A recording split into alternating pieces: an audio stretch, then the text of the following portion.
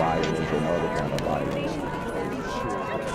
Get away! I could be at work, at school, in my car, and I can still get shot by the police. But I can get shot anywhere.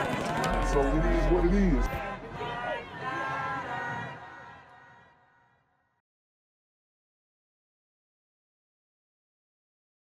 What's good, cyberspace? It's the Black Gen Z Mindset. Make sure you go ahead and like, comment, share, subscribe, and let's get into the video. For a breaking news update, a one-year-old taken during a carjacking near McCormick Place. CBS 2's Tara Molina live in the South Loop where that child and the car were finally found. Tara?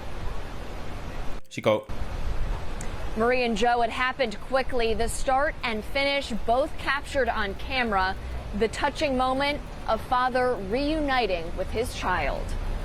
The second of time captured in this photo, a palpable flurry of emotion, love, relief. A photo that says everything.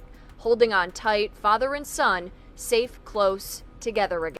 Wow, man. I mean, look at the terror that these super gremlins are creating. Look at the people around him. Look at the people around this brother and his child. Child fresh with some J's on. Gliders all around. Helping them, congratulating them on being reunited.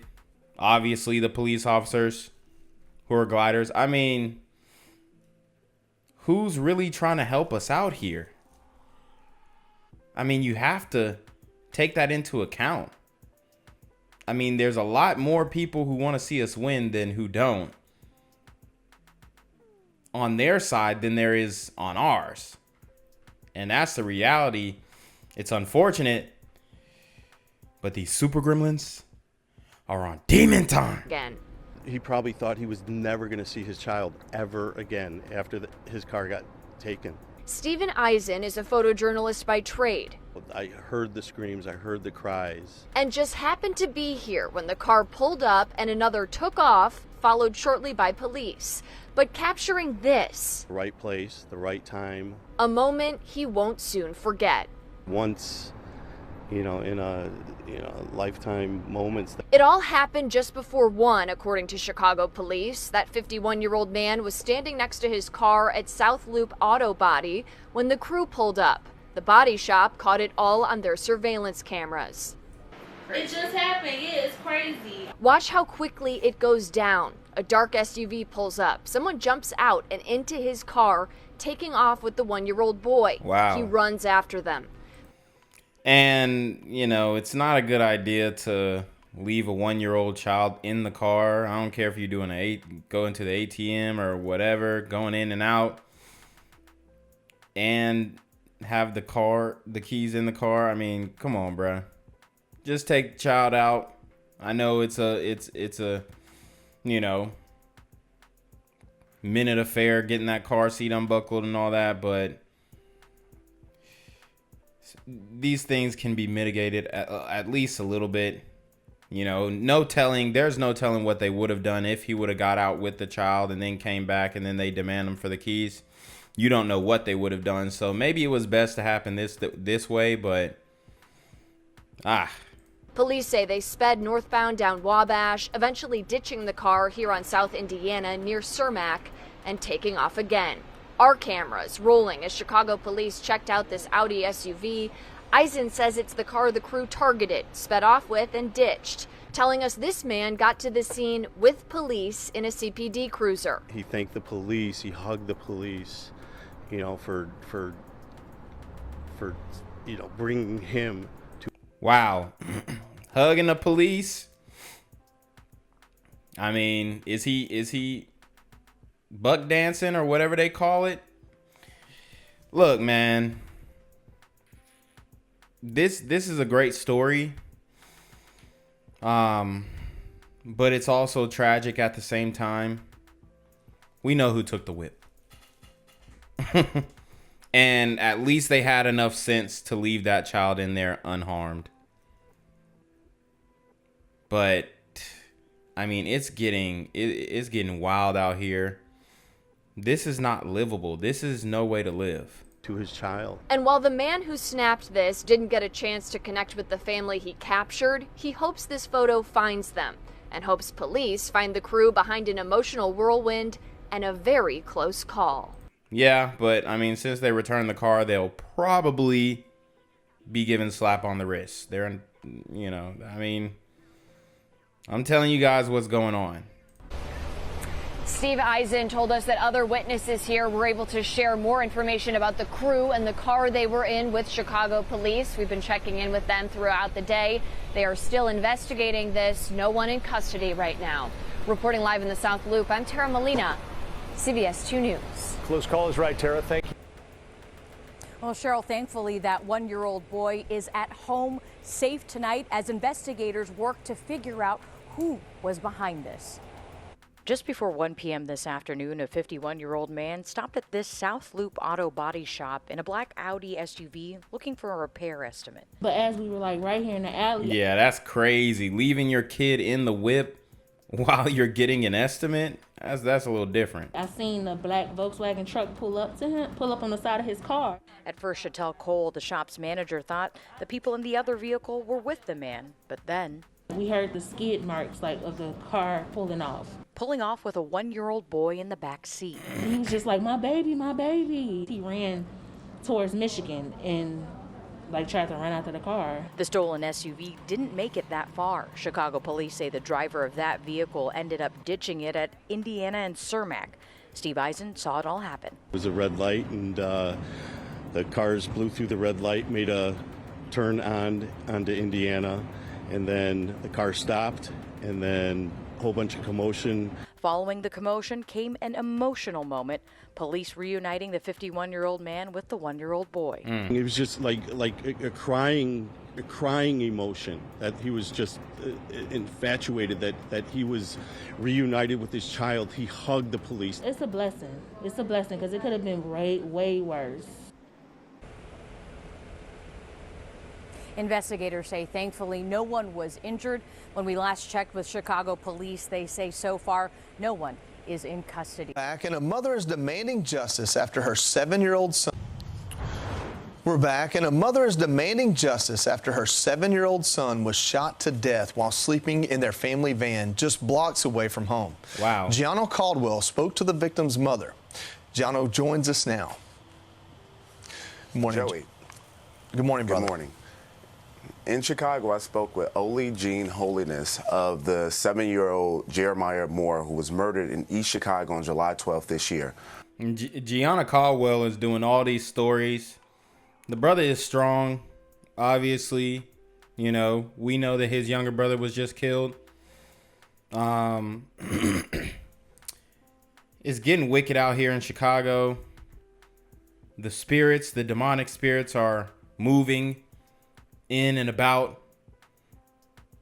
It's indescribable what's really going on, and it's pretty much a non-story when it comes to mainstream media. It really is, and it shouldn't be like this, but that's what it's looking like. Ollie, who left the south side of Chicago for a better life in Indiana, has since returned there to live with her family, and she has this message about her son. Let's watch. Jeremiah, he was the greatest 7-year-old I ever knew. Fun, outgoing, loving, caring, had a good sense of humor. He was a community activist to stop the violence in Chicago. He let it be known that he didn't like what was going on in his own city. And he was passionate about that at 7 years old. Very passionate about it. You see it so often on the news. I just never thought it would be my kid. What happened on that day in July? It went from just the... And we hear that a lot. Oh, I didn't think it would be my kid. I didn't think it would happen to me. That's the problem. You know, and I don't want to go hard on the mother, but the selfishness in the community, when it happens to one of us, it happens to all of us. Okay? That's the mentality that we have to live by. Okay? an injustice anywhere is an injustice everywhere. That's the mindset we got to live by. Otherwise, this thing ain't gonna get solved. Simple stop at the gas station to my car being ambushed from 3 different ways. From behind, in front, and on the driver's side. Dang, so they just lit the whip up? Was it mistaken identity? God. A few hit. Unfortunately, the one that came from behind was fatal. Elijah was right next to his brother Jeremiah. Imagine what this child has to live with the rest of his life. Yep. I mean, that's horrible, man. This one is deep. And thank God he survived. But man, I mean, these super gremlins are on demon time. My 9-year-old thought they were fireworks at first, until it dawned on me that those were bullets ricocheting off my car. I screamed, "Get down," for all of my kids to get down, but Jeremiah was asleep in his car seat. Wow. Have the police been in touch with you? Not really. I've been doing most of the calling. What message do you have for the police? To give me something better than what they giving me. And that's one thing that I kind of got to push back on. It's not the police's fault. They're overwhelmed. Just like we are in the community. The police are overwhelmed. They can't handle this stuff without y'all speaking up. But what? We got the no snitch policy. They can't handle it. They can't move forward on these cases unless somebody speaks up. Somebody, polices their own community or community. But, we're just going to keep getting these same results unless we do something different and change the mentality and change the culture about crime and, locking these super gremlins up, because it's not the police's fault. Their hands are tied. They're solving about like 18% of the homicides, which isn't good. It's not good. They would be solving more if the community would be able to, speak with them and help some of these brave detectives out. But they ain't trying to do that. Okay? And then they're trying to defund the police and reform the criminal justice system. And now you have these same dudes who are probably getting hit on other things, maybe smaller crimes that they're involved in. They're getting out on those and then committing murders of 7-year-old kids.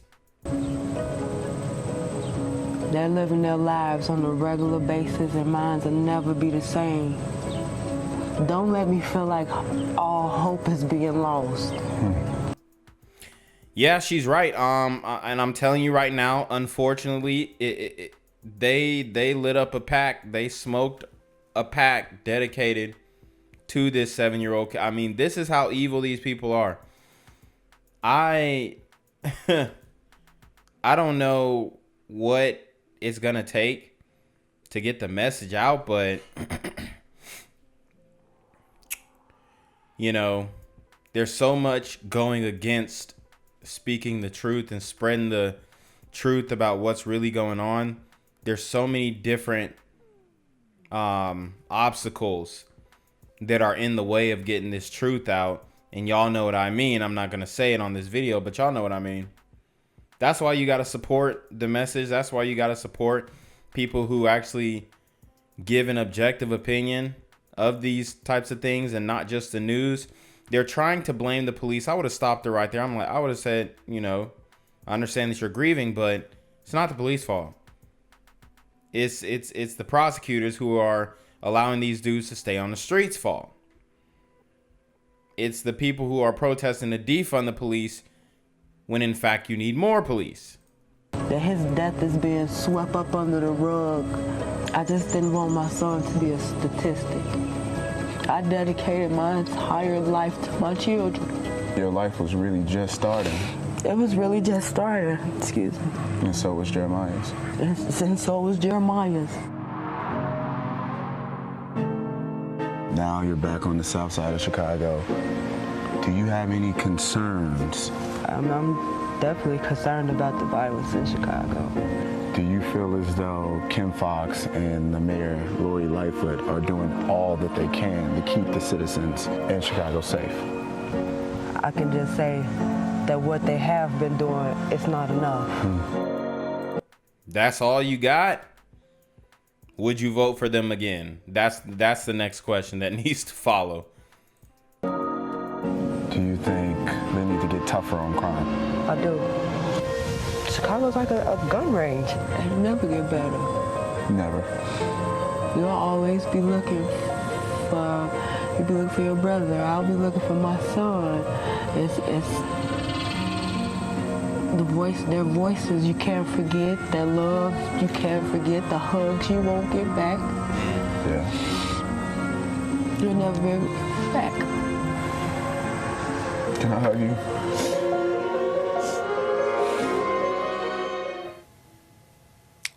Wow, heartbreaking. If you have any information about what happened to Jeremiah Moore on July 12th in East Chicago on the 3500 block of Guthrie, please call the East Chicago Police Department at 219-516-2151. Joey? John, you know all too well that pain, and you're just doing God's work telling the story. Thank you so much. I know that they're looking for justice, but is there anything that people can do to help the family out? Yes, Ali and her family need a little help to get on their feet, and you can support their GoFundMe by visiting foxandfriends.com. Jono, thank you, brother. And obviously, we're always thinking about you and your family, and thanks for bringing this story. Thank you. I'm here on the corner of MLK and Frederick Douglass, where a shooting just took place.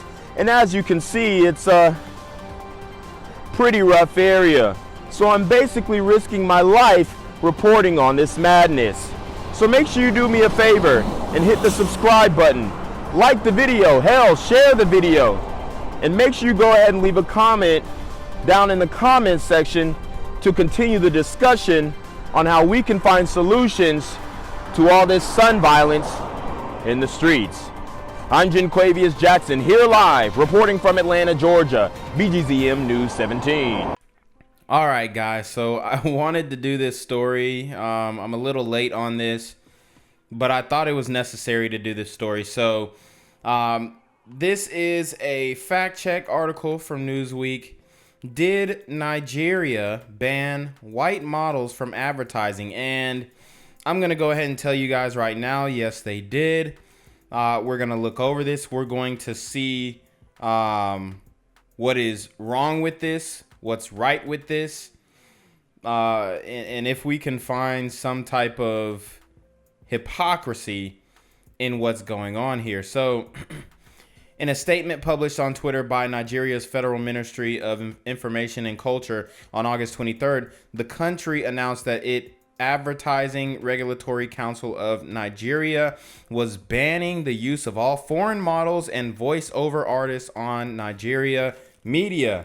Many on Twitter responded to the announcement with disbelief and criticism, accusing Nigeria of discriminating against white models and actors and calling the country's new policy xenophobic. On the other hand, many expressed their approval on a move that they praised as a small win and a long overdue measure. So basically, they are banning all foreign models from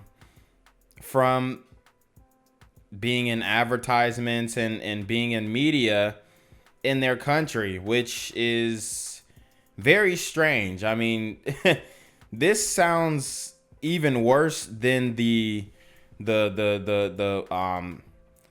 what they call the Muslim ban that Trump did, which it was really just a targeted ban on travel from certain countries that had high terroristic activities. But this is worse than that, I think, because now you're stopping people's money. I mean, are they going to allow, you know, white people who are born in Nigeria to be in the media? It doesn't sound like it. So let's look at this statement that they put out. So the ban on the use of foreign models and voiceover artists on the Nigeria advertising medium/media. And this comes from Advertising Regulatory Council of Nigeria, or ARCON. In line with the federal government's policy of developing local talent, inclusive economic growth. So it's inclusive, but they're excluding any foreigners. Okay. And the need to take necessary steps and actions aimed at growing the Nigerian advertising industry.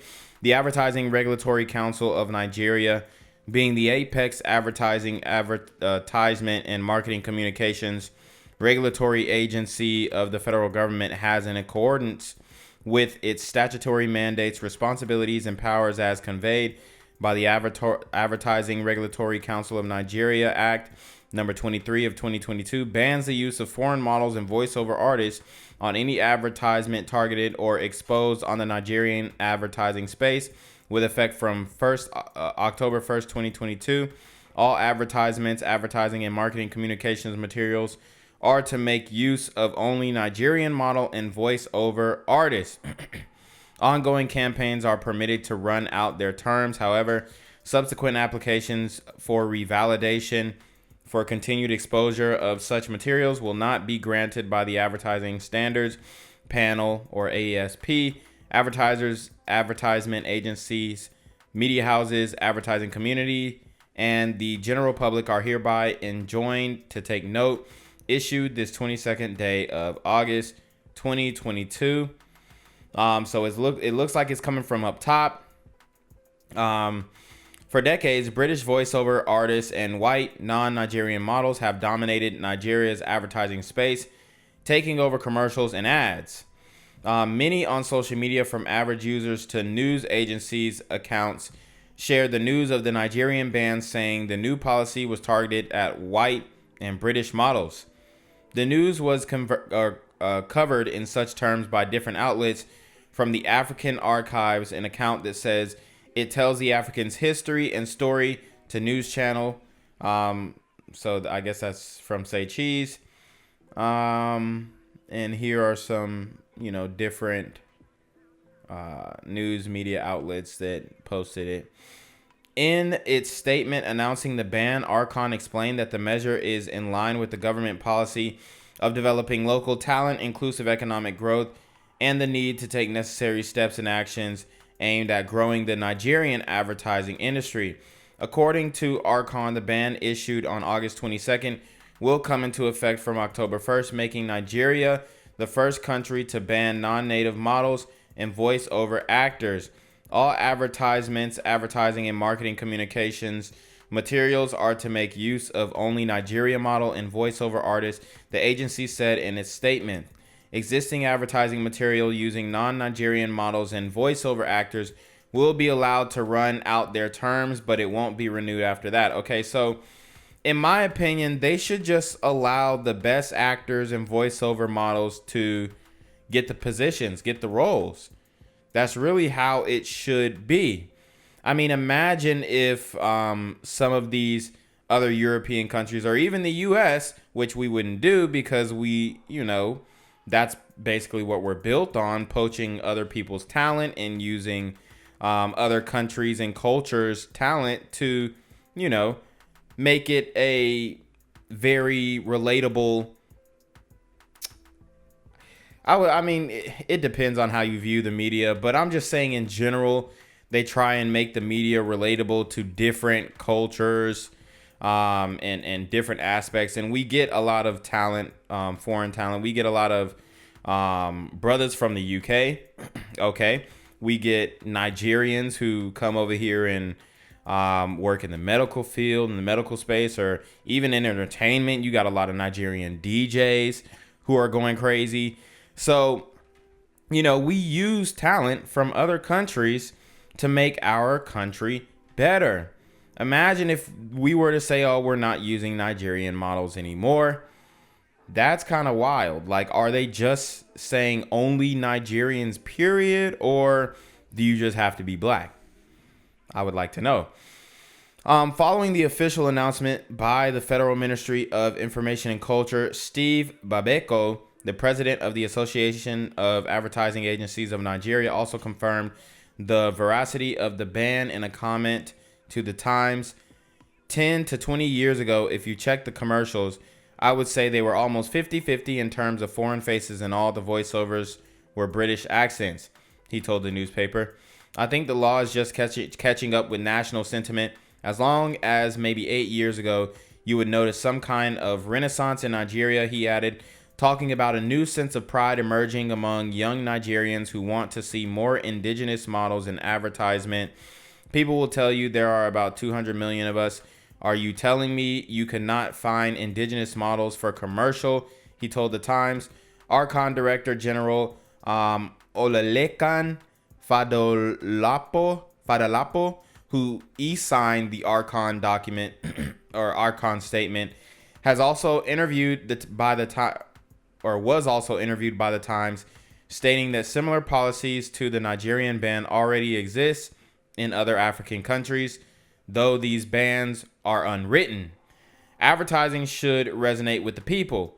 How do you think it will resonate if we keep using foreign artists?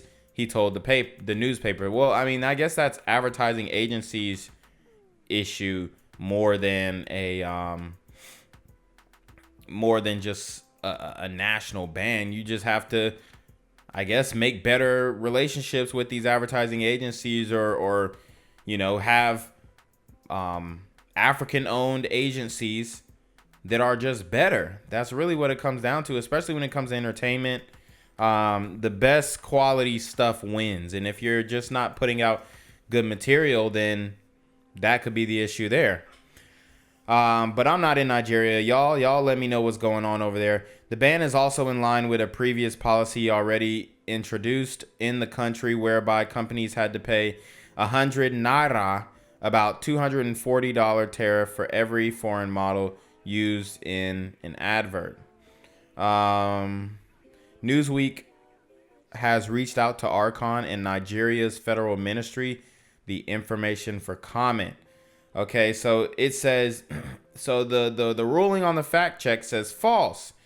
While Nigeria isn't specifically banning white and British models and voiceover actors, the country is banning all non-Nigerians from its advertising space, which will obviously impact a great number of white models as well as other non-Nigerian black models. So I guess African Americans cannot go over there, but they might make an exception if you pull over there and pull up and come correct. But obviously it is going to disproportionately affect the white models who were seeking employment in Nigeria. So I don't know. I think the ruling, the false ruling, is definitely misleading, because it's kind of true. I mean, if you look at all the people who are being born in Nigeria, most of them are black. So you are banning a lot of, pretty much all the white people who were able to get jobs over there. I don't know. But just imagine if they did this in another country. Even if they said, oh, we're only going to use our models. Like, imagine if Germany said, oh, we're only going to use German models. Oh my God. I mean, with their history, all hell would break loose. So, hey, let me know what you guys think in the comment section. I honestly think that it's wrong. I think that it should be merit-based. If you're not better than the British actors, then maybe y'all need to go to theater school and start working on your... if they want British accents, then work on a British accent. If they want African accents, work on that. But you have to be able to be, adapting to your role. Obviously, if there's like some type of conspiracy within the media where they're only hiring certain people, then that might be an issue that you could take a look at. But just straight banning all foreigners, I don't think that's the answer. But let me know what you guys think. Gang violence and other kind of violence.